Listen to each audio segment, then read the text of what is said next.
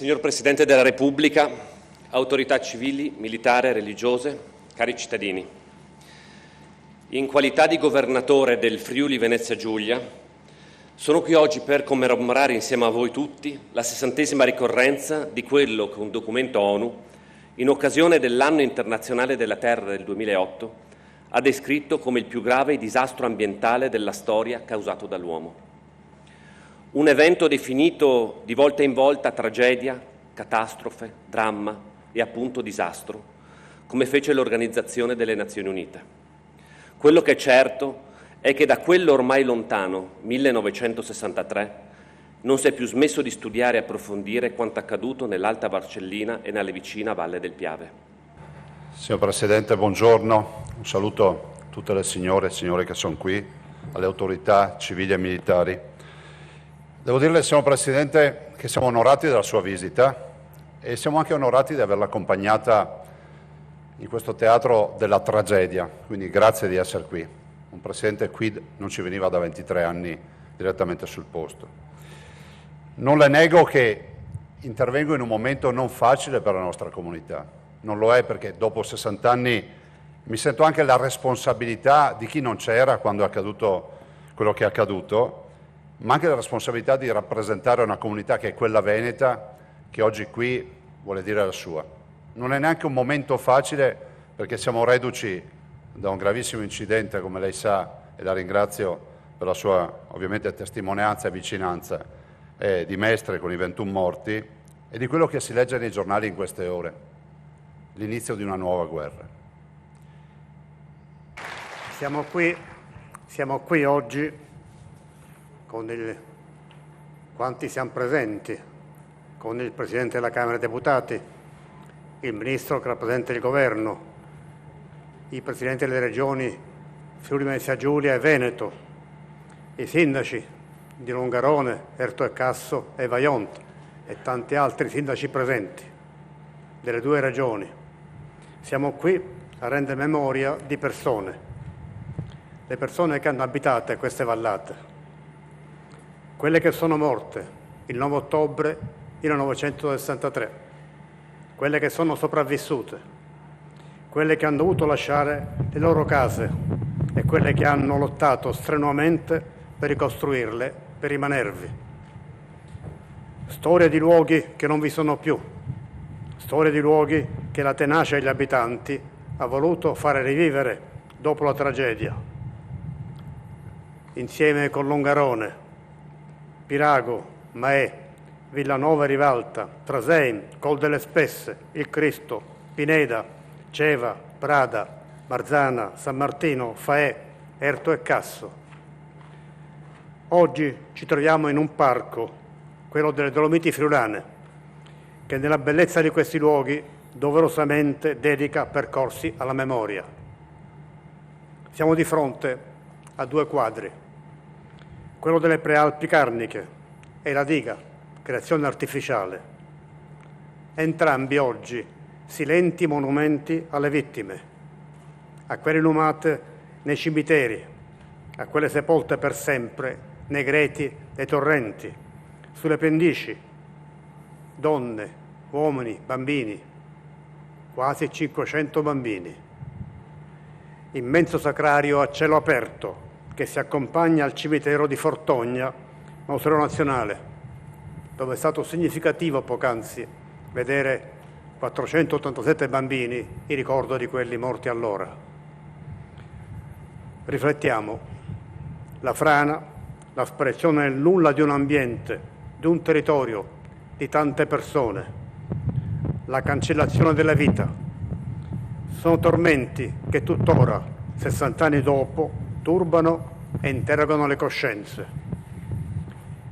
Il generale Giampaolo Agosto, allora giovane ufficiale del 6° Reggimento Artiglieria di Montagna, intervenuto con gli uomini al suo comando nelle ore immediatamente successive alla tragedia, ha ricordato in queste settimane che i suoi soldati, di fronte a tanto orrore, avevano gli occhi fissi nel vuoto. Vogliamo oggi sforzarci di immaginare di specchiarci anzitutto negli occhi di coloro che non vi sono più, che quando giunsero gli alpini non c'erano più, negli occhi dei soccorritori, negli sguardi severi dei sopravvissuti, negli occhi di chi oggi è qui depositario di questi territori, per poter dire che la Repubblica non ha dimenticato, per poter dire che, come ha esortato il Presidente Zaia poc'anzi, riuscire ad assicurare condizioni di sicurezza e garanzia di giustizia, come richiede il buon governo, rimane obiettivo attuale e doveroso nella nostra società, perché occuparsi dell'ambiente e rispettarlo è garanzia di vita. Per non capitolare a quello che il Presidente Federica poc'anzi ha chiamato il cieco desiderio dell'uomo di piegare a piacimento la natura per guadagnarne il massimo profitto. All'intervento dell'uomo che si ritraduca in prevaricazione corrisponde la violenza della natura, quella violenza che la sapienza delle popolazioni locali, in antica intimità con l'ambiente, sa temere e a cui cerca riparo. E da cui cerca riparo sapendo come va rispettata la natura. Il disastro del Vajont, come sappiamo e come è stato ricordato, venne paragonato a quello determinato dallo spostamento d'aria derivante dall'esplosione di un ordigno nucleare. Le Nazioni Unite hanno classificato questo evento come uno dei più gravi disastri ambientali della storia che sia stato provocato dall'uomo. Per questa ragione, il 9 ottobre è stato indicato dal Parlamento giornata nazionale in memoria delle vittime dei disastri ambientali e industriali causati dall'uomo.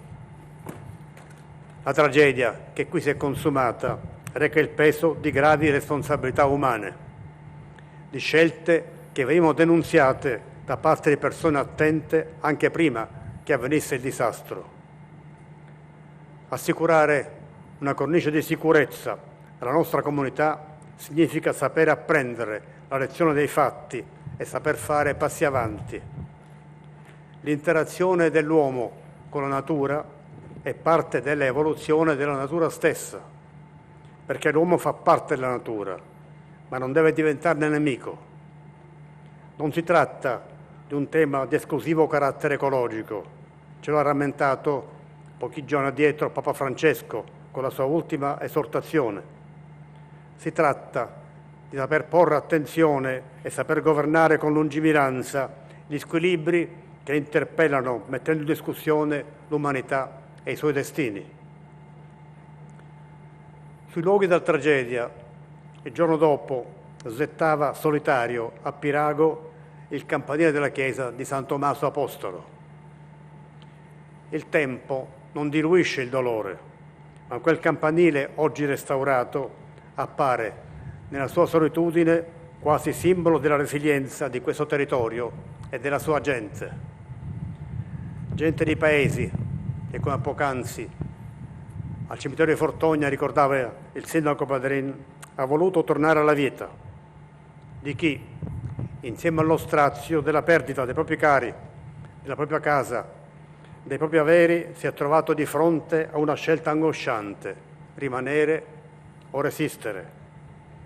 Esperienze che ritroviamo nei dialoghi di un sopravvissuto di Erto, Mauro Corona, nel suo Quelli del dopo. Quel che li ha guidati e che deve muovere anche noi è l'ansia di riconciliarci con il mondo che ci ospita, con la natura e con l'ambiente in cui siamo immersi. Perché i disastri cambiano i luoghi, ma il futuro delle popolazioni dipende anche dalla resistenza di coloro che, come i valeggiani di questi luoghi, non si sono arresi. Un altro impegno, si avverte, irrinunziabile, quello della memoria, che i cittadini di questi comuni continuano a coltivare e che tutti avvertiamo come compito della Repubblica. Anche per questo motivo ritengo che sia non soltanto opportuno, ma doveroso che la documentazione del processo celebrato a suo tempo sulla responsabilità rimanga in questo territorio.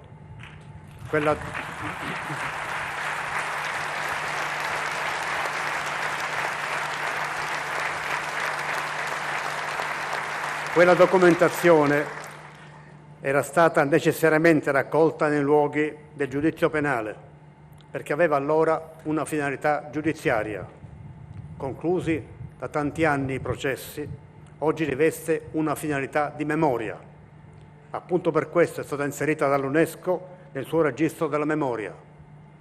E quel che attiene alla memoria deve essere conservato vicino a dove la tragedia si è consumata. Per rendere